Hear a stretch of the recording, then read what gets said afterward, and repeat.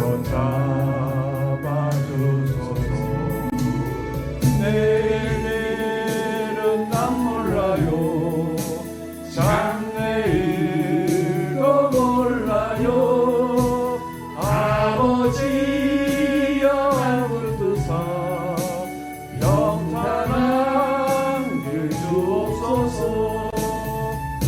좋은 길 진리의 길 주님 가신 그의 길 힘이 들고 어려워도 찬송하며 갑니다. 성령이여 그 음성을 항상 들려주소서. 내 마음은 정했어요. 변치 말게 하소서. 내일은 난 몰라요. 장래일도 몰라요. 아버지여 아버지여 주신 소명 이루소서. 사랑의 왕 예수께서 이 세상에 오셔서 만 백성을 구속하니 참 구주가 되시네. 순교자의 hon을 받아 나의 믿음 지키고 순교자의 신앙 따라 이 복음을 전하세. 불과 같은 성령이여 내 맘에 항상 계셔. 천국 가는 그날까지 주여 지켜주옵소서.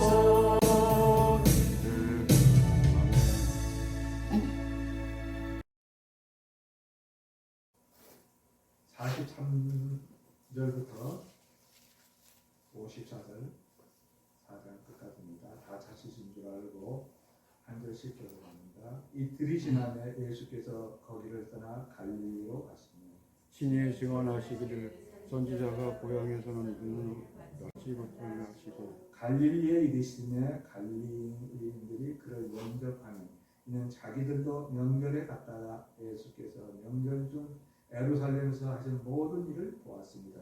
예수께서 다시 갈릴리로 가나니 이르시되 이는 물로 포도주를 만드신 것이라. 왕의 신하가 있어 그의 이들이 가을과 나무에 병들었더니 그가 예수께서 이들로부터 갈릴리로 오셨다는 것을 듣고 가서 청하되 내려오셔서 내 아들이 병을 고쳐주소서 하니 그가 거의 죽게 되었습니다. 예수께서 이르시되 너희는 표적과 기사를 보지 못하면 도무지 믿지 아니하리라. 신하가 이르되 주여 내 아이가 죽기 전에 내려오소서. 예수께서 이르시되 가라 내 아들이 살아있다 하시니 그 사람이 예수께서 하신 말씀을 믿고 가더니 내려가는 길에 그 종들이 오다가 만나서 아이가 살아있다 하거늘 그 낳기 시작할 때 문즉 어제 7시에 열기가 떨어졌나이다 하는지라.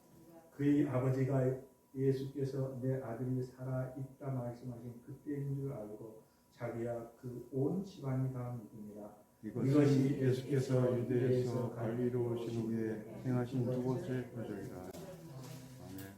지난주를 이어서 이번에는 그 다음 절들을 가지고 지난 추석에 그 설교를 구상을 했었습니다.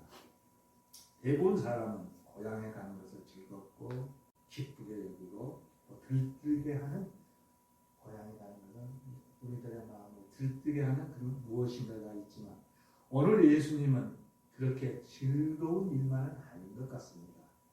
고향에 가는 길이 즐거운 길만은 아니었던 예수님에 대해서 한번 살펴보겠습니다. 도보로 여행하던 예수님 시절의 도보 여행은 얼마나 고생스러웠을까 다시 한번 생각해 보았습니다.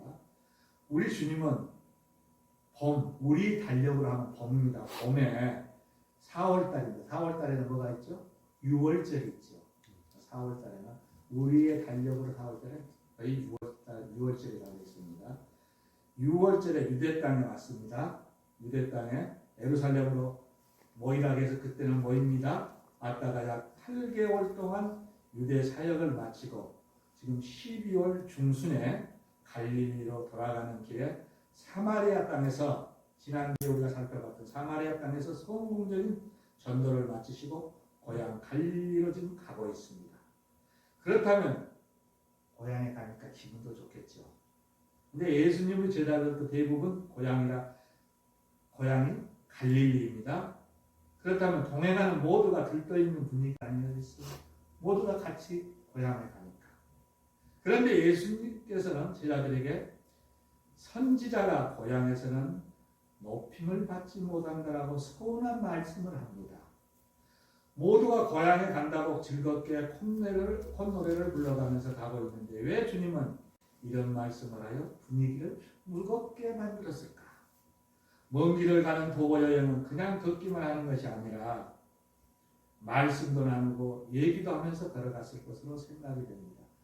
어느 책에 보니까 우리나라 옛날 과거를 보는 과거 시험을 보러 오는 선비들이 무리를 이루어서 몇 사람씩 무리를 이루어서 이제 몇 달씩 이렇게 올라옵니다. 저 집안에서.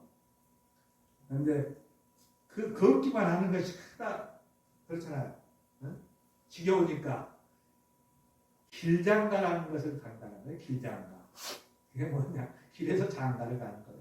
그게 어느 책에도 나오고 뭐 옛날 책에 그것이 나와서 생각이 나더라고요. 길장가를 가는데 몇 사람이 막 순서를 정해요. 내가 1번이 만난 사람하고 이제 길장가를 들어있고 야 뭐 어떻게 하면 농담을 하는 거죠. 그럼 어느 사람은 젊은 사람도 그래서 어느 사람은 뭐 아가씨도 걸리고 어느 사람은 늙은이도 걸릴 거고 그걸 가지고 이제 농을 하면서 자기들끼리 이렇게 지루하니까 갔다 와. 그게 길장가라고. 그렇게까지는 안 하셨더라도 예수님도 이렇게 얘기들 하고 걷기만은 할 수 없는 거죠. 수가라는 동네에서 갈릴리 가나까지는 한 이틀 정도 걸리는 거예요. 하루에 하면 안 돼요. 그러면 이틀 동안 뭐하고 그렇겠어요?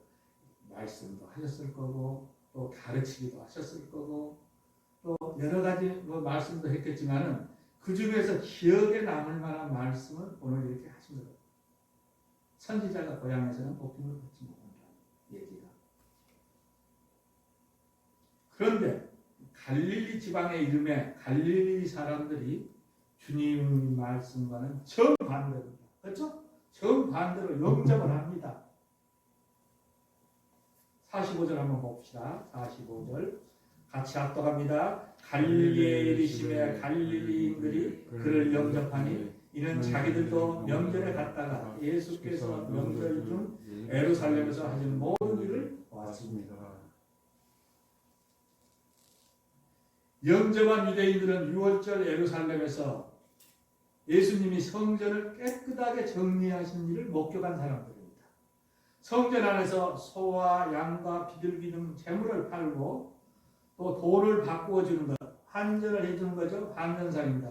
환전을 해주는 것을 보고 노끈으로 채찍을 만들어 짐승을 쫓아내고 환전상에 탁자를 엎어버렸습니다. 예수님 화가 많이 나셨죠.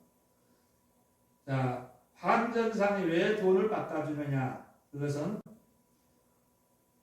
외국 화폐, 그 당시에는 로마겠죠. 로마나 그 다른 나라 화폐에는 통전에는 로마 황제나 이교도의 초상이 들어있잖아요. 돈에는 황제나 초상이 들어있단 말이에요. 그래서 헌금으로 쓸 수 없기 때문에 유대 돈으로 바꿔주는 거예요. 그럼 그냥 바꿔줬겠어요? 구전을 먹고 바꿔줬겠죠. 그리고 또 소와 양과 비둘기 등의 재물을 성전에 들어와서 팔고 있습니다. 근데 이게 꼭 여기 우리 같은 이런 성전이 아니고 성전 옆에 있는 우리가 보면 학교 다닐 때 보면 학교 교실과 교실을 이어지는 복도가 있죠. 복도같이 예루살렘 성전에는 회랑이 있어요. 회랑이라고 합니다. 회랑이 있어서 또 성전과 성전을 옮겨 다닌단 말이에요. 그 길에서 파는 거예요. 그래서 그 실내는 실내란 말이에요. 거기서 짐승을 파는 거, 재물을 파는 거, 그것은 예수님 보셨을 때 용납을 할 수 없었습니다. 왜 그랬겠어요? 신성한 하나님께 드리는 제사 예배의 정신이 변질되었다는 거예요. 돈으로 거래해가지고 옛날에 그 자기들이 키워서 이렇게 갖다가 했던 것이 아니라 돈 주고 사다가 했단 말이에요. 그것이는 상당히 뒤에도 살펴보겠지만 정성에 들어가 있는 게 아니에요.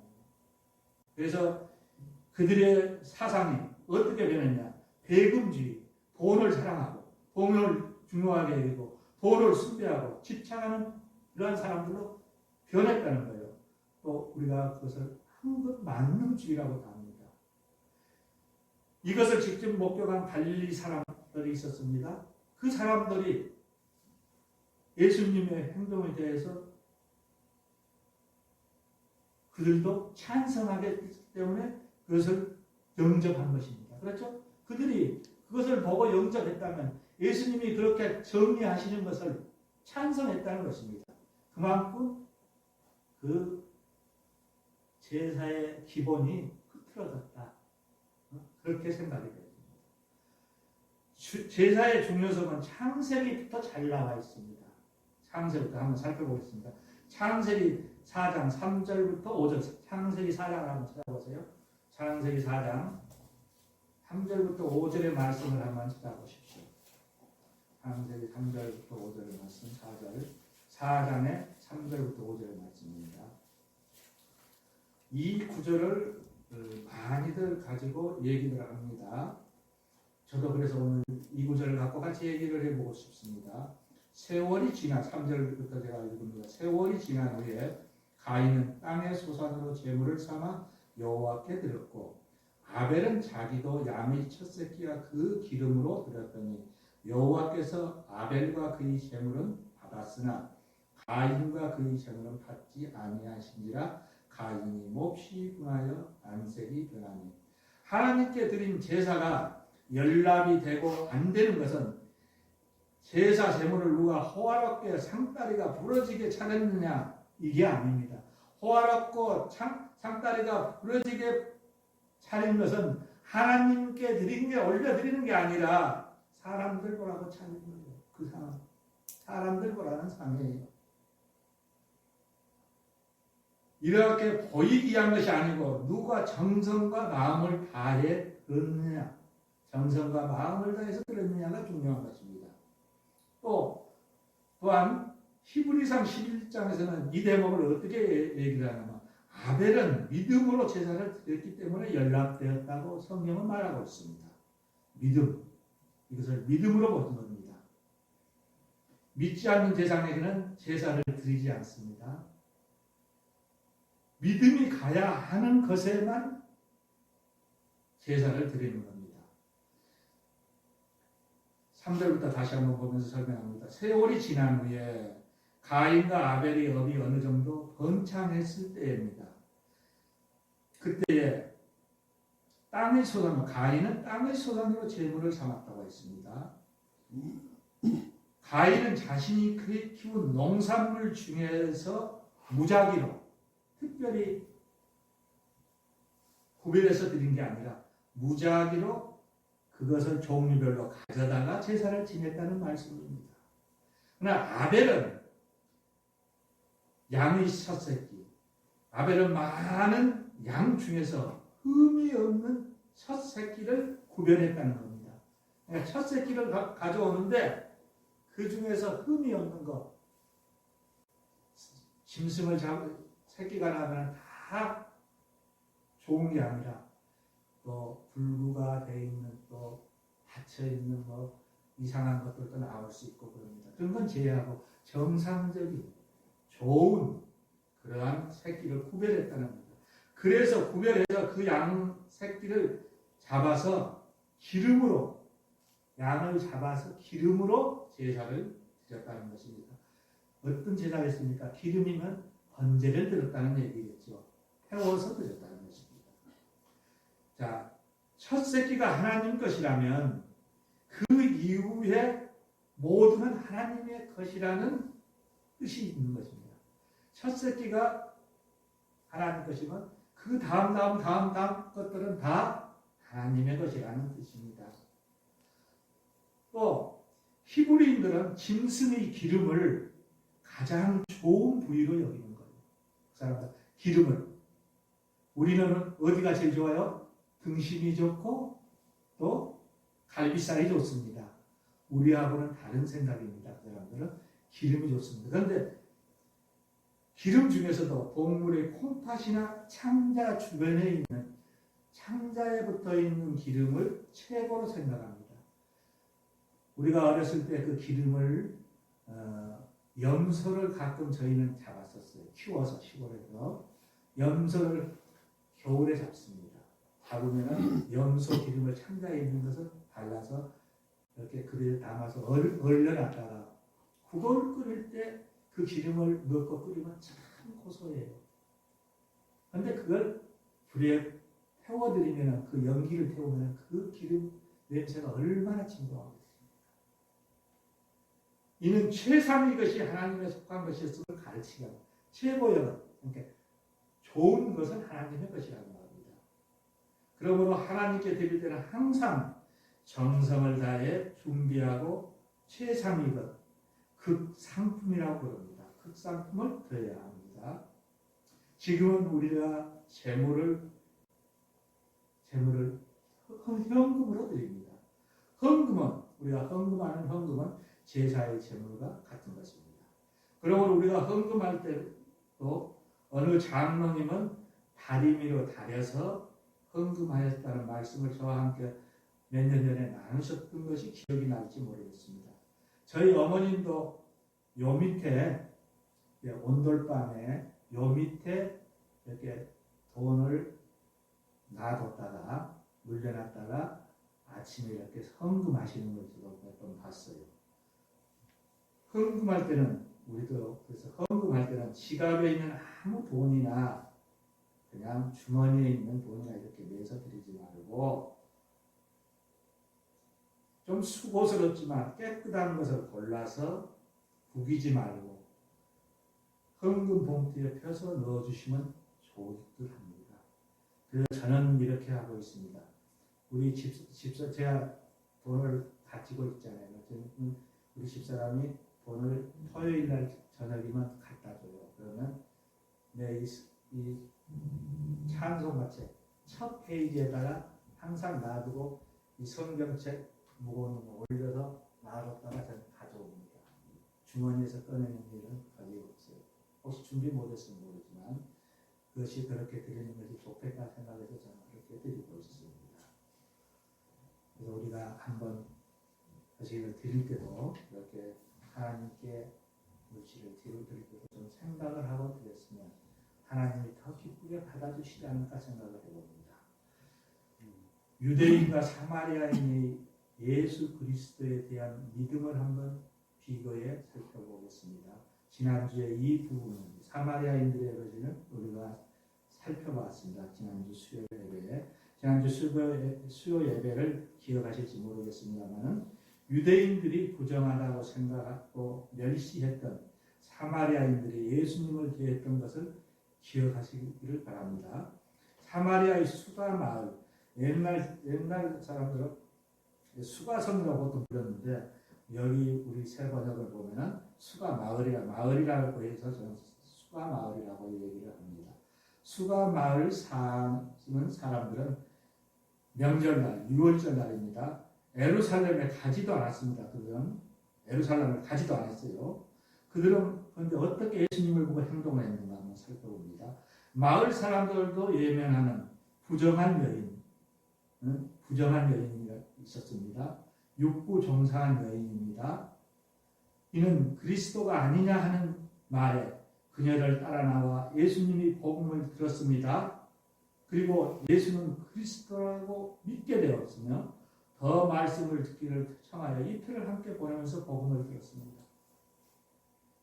그런데 예수님의 고향이라고 하는 고향 사람들, 예수님의 고향은 어디예요? 나사렛. 베들레헴이 맞죠? 그런데 왜 나사렛이라고 할까? 성경에 보면 베들레헴이 고향이라는 말은 없어요. 나사렛이 고향이라고 합니다. 어려서 태어나기는 나사렛에서 태어나서 크기는 아버지도 나사렛에서 자랐고 또 본인도 나사렛 갈릴리에서 자란 사람입니다. 그러다 보니까 자연스럽게 갈릴리 사람이 된 것 같아요. 이 고향 사람들, 갈릴리 사람들은 어려서부터 예수님을 보았고 평상시에도 보았고 또 예루살렘에서 하시는 것도 보았기 때문에 예수에 대해서는 자신들이 잘 안다고 주장할 수 있으나 가인의 제사처럼 앞에서 살펴봤던 가인의 제사처럼 영접을 하였으나 믿음은 찾아볼 수가 없었다는 말씀입니다. 그들에게는 믿음이 없습니다. 예수님은 그 형제 자매와 같은 우리 동네에 사는 목수일 뿐이고 자신들과 동등한 사람으로 믿음의 대상으로나 존경의 대상으로나 여길 수 없다고 생각하는 그 고향 사람들은 그렇게 생각하겠습니다. 그래서 예수를 그리스도로 믿는 것이 아니라는 말씀입니다. 선지자가 고향에서 높임을 받지 못한다는 말씀은 사복음서, 마태, 마가, 누가, 요한복음에 다 나오는 말씀입니다. 특별히 마가복음 6장 3절을 보면 이런 대목이 나옵니다. 이 사람은 예수 아닙니까? 이 사람이 마리아의 아들 목수가 아니냐. 예수님의 아버지는 누구죠? 요셉이죠. 육신의 아버지는 요셉입니다. 그런데 여기 마리아의 아들이라고 하는 왜 그랬을까요? 요셉이 일찍 사망한 거예요. 그래서 이때에는 마리아만 살아있고 아버지는 돌아가셨다는 얘기입니다. 야고보와 요셉과 유다와 시몬의 형제가 아니냐. 예수님의 형제가 5형제였습니다. 그 너희들이 우리와 함께 여기 있지 아니하냐 하고 예수를 배척합니다. 예수님이 공생의 기간 많은 표적과 이적을 나타내셨어요. 이 표적을 보이신 이유는 무엇이겠습니까? 왜 표적을 그렇게 많이 보였을까?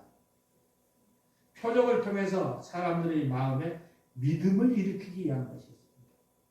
믿음이 생겨나기를 바랬던 거예요. 보통 사람은 할 수 없습니다. 그렇죠?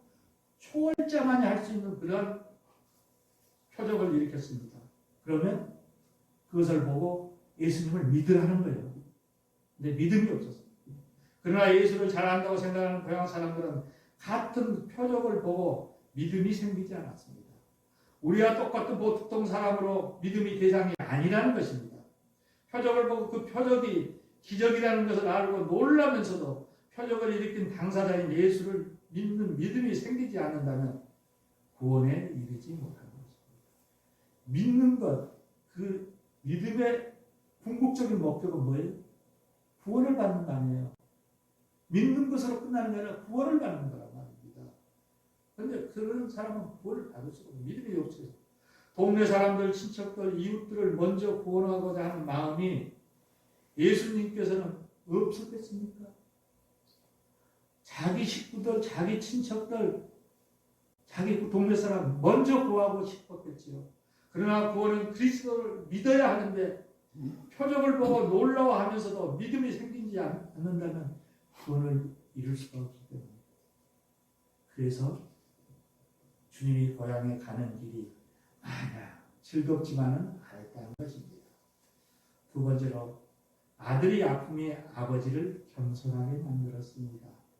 예수님께서는 전에 물로 포도주를 만들었던 가나에 계셨더니 그곳에는 왕의 신하가 기다리고 있었습니다.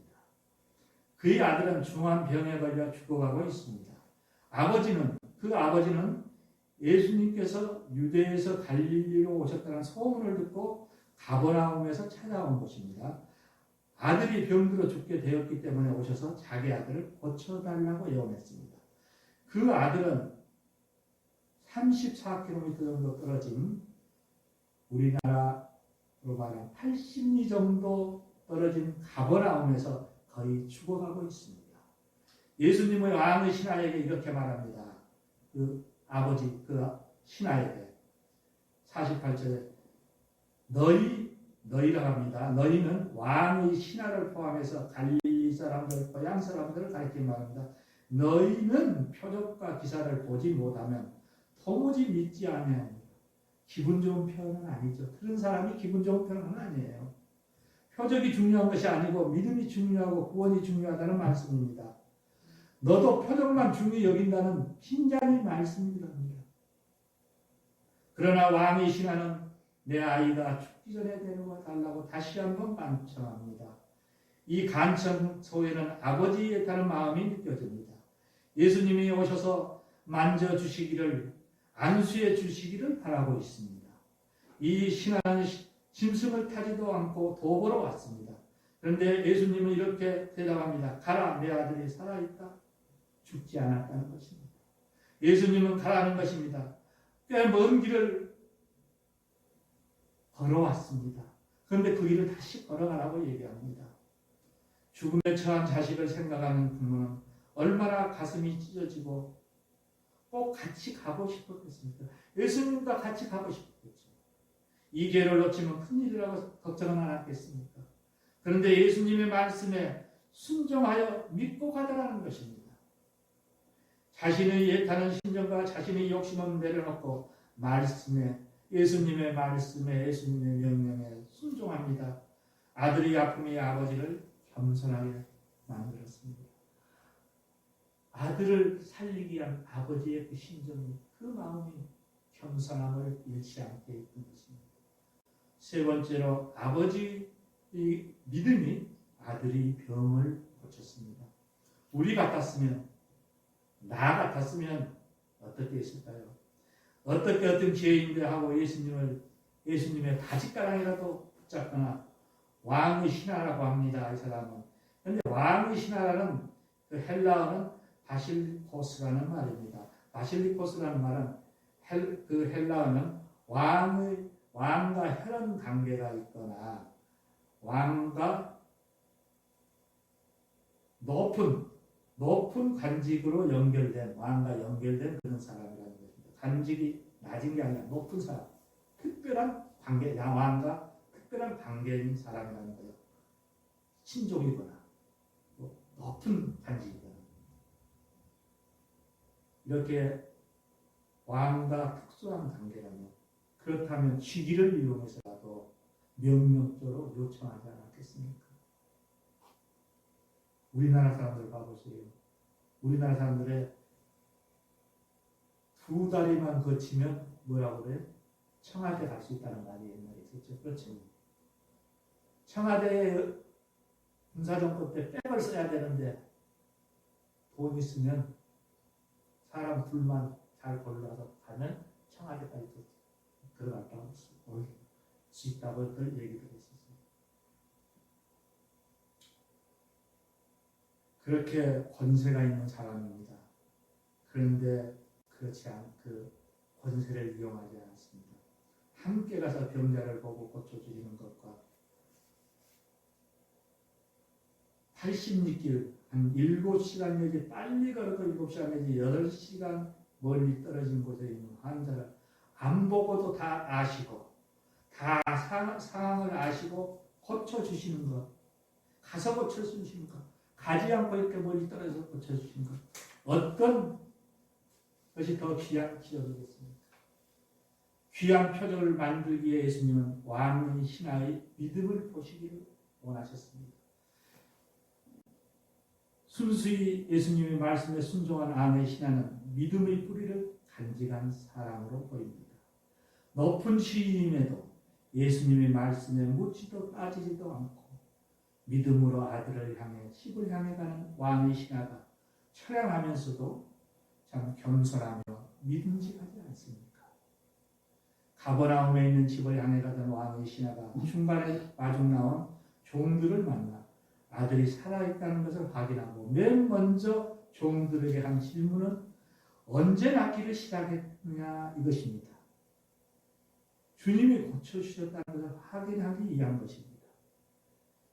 어제 7시에 열이 떨어졌다고 합니다. 어제 7시 유대인 시간으로 어제 7시는 우리들 시간으로 하면 오늘 오후 1시입니다. 오늘 오후 1시예요. 그래서 예수님께서 내 아들이 살아있다라고 말씀하신 그때였습니다. 집으로 가는 도중에 해가 져서 날짜가 바뀐 겁니다. 유대인은 우리는 24시 저녁 12시에 날짜가 바뀌지만 유대인들은 해가 지면 바뀝니다. 그러니까 해가 져서 종들을 만났다는 것입니다. 집으로 가는 도중에 날짜가 바뀌는 것입니다. 우리 시간으로 하면 7, 8시간이 지난 오늘 저녁 8시 내지 9시경에 종들을 만났다는 것입니다. 이와 같이 아버지의 믿음은 아들을 거치게 되었습니다. 네 번째, 결과적으로 아들이 아프면 온 가정을 구원하였다는 것입니다. 본문 53절을 한번 봉독합니다. 53절 졸리죠? 졸리시니까 53절을 한번 같이 읽어보겠습니다. 53절 자 한번 찾아보시기 바랍니다. 자 읽습니다. 53절 그의 아버지가 예수께서 내 아들이 살아있다 말씀하신 그때인 줄 알고 자기와 온 집안이 다 믿으니라. 예수님께서 아들의 병을 고쳐주셨다는 걸 확인한 아버지는 가족 모두를 주님을 영접하도록 가족을 구원합니다. 온 가족이라는 것은 그를 마중 나왔던 종들까지도 포함했다는 뜻입니다. 방금 읽었던 53절의 끝부분에 온 집안이 다 믿으니라고 말하는 것은 아이가 죽을 병에 걸린 것으로 인해 아버지만 근심한 것이 아니라 온 집안 모두가 종들까지도 근심했다는 의미입니다. 모두 함께한 근심이 온 가족을 구원하는 계기가 되었다는 것입니다. 한 가족 모두를 다 구원하는 일이 얼마나 어렵습니까? 온 가족이 함께 믿는 가정은 그 고통을 모를 수 있겠지만 홀로 예수를 믿는 사람은 내적인 고통은 이루 말할 수 없을 것입니다. 또 온 가족을 전도한다는 것, 그 일이 생각처럼 그렇게 쉽게 되지도 않습니다. 본문에 나타난 아흔이나 가정은 일시에 예수님을 믿고 영원한 생명을 얻는 구원의 축복을 누리게 되었습니다. 이 얼마나 큰 축복입니까?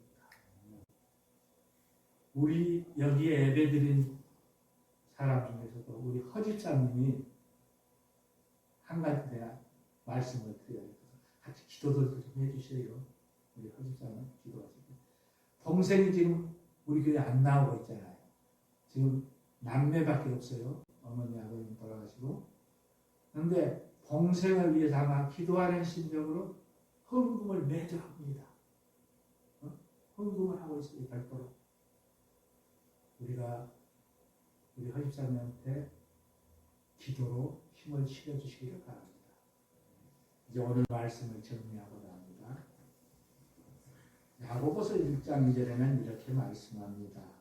내 형제들아 너희가 여러 가지 시험을 당하거든 온전히 기쁘게 여기라.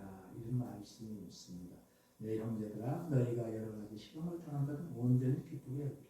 이 말씀은 환난과 시험이 닥칠 때 원망, 불평, 낙심을 하지 말고 내 신앙을 돌아보고 나아가 주님이 크신 은총을 기대하는 적극적인 마음을 가지라는 말씀입니다. 본문 54절을 한번 다시 마지막으로 보기 바랍니다. 54절 같이 봉독합니다. 이것은 예수께서 유대에서 갈릴리로 오신 후에 행하신 두 번째 표적입니다. 성도 여러분, 오늘 본문에 나타난 왕의 신앙은 어떤 사람이며 또 그 아들 또한 누구인지 이름도 알 수가 없습니다. 누구인지 알 수도 없습니다.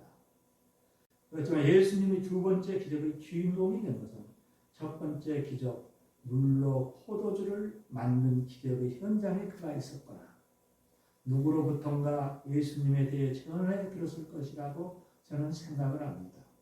그렇기 때문에 예수님을 존경하게 되었고 믿게 되었고 예기치 못한 환난의 주님을 찾게 되어 합당한 은혜를 입었다고 저는 생각합니다.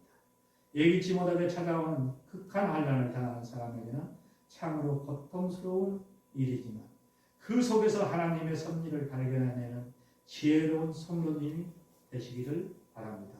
우리가 극한 환난을 당할 때 오늘 왕의 신하처럼 자기 마음을 겸손케 하고 하나님의 은혜에 호응할 수 있는 그릇들로 다듬어지시기를 축원합니다. 축원합니다. 아멘. 기도합니다. 하나님 아버지, 오늘도 말씀을 전할 수 있게 힘주시고 능력 주셨사오니 감사합니다. 이 한 주간 저희들을 지켜주시옵시고 보호하여 주시옵소서. 또한 아버지 하나님, 기국에 오른 우리 목사님을 기억하여 주시옵시고 안전한 기국이 될 수 있도록 지켜주시고 보호하여 주시옵소서. 세계가 전쟁으로 인해서 이스라엘 땅과 우크라이나 땅이 화만에 휩싸여 있습니다. 아버지 하나님, 이 지구를, 이 땅을, 이 세계를 구원하여 주시옵소서. 전쟁의 하마가 빨리 물러가게 하시고 평화가 이룩되게 도와주시옵소서. 오늘 참석한 모두에게 은혜 받는 만큼의 은혜만큼의 바라고 구한 것, 불편한 것, 아픈 것 다 물리쳐 주시옵시고 깨끗게 하여 주시옵소서. 한 주 주님의 날개 안에 품어 주시옵소서. 예수님의 이름으로 감사하며 기도드립니다. 아멘.